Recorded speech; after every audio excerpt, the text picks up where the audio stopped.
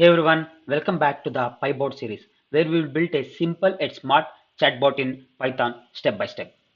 In today's video, we are going to make PyBot even smarter by teaching it how to understand similar or related user input and respond appropriately. So if you are enjoying this series and want to support me, you can do so by buying me a coffee. All support links and source code are in the description below. So here's what we'll cover in part 5. Grouping related users' input using tuples, mapping similar phrases to a shared response, making PyBot feel smarter with natural language understanding, keep chat logs with response. We use random to pick a random reply and datetime to log the time of the conversation. This starts the conversation with a welcome message. We are using tuples as a dictionary keys to group similar phrases. For example, whether the user types a hi, hello or hey, PyBot will respond with a friendly greeting choosing randomly from the values.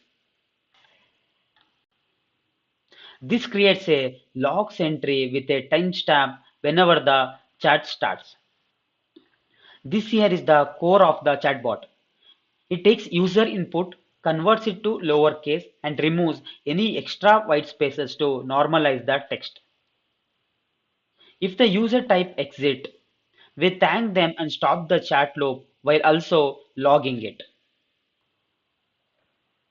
We loop through each group related keys. If the user's input matches any one of them, we randomly choose a response. If there is no match found, we show a default fallback message.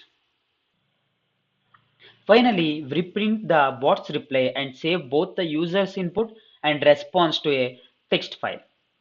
So let's run it.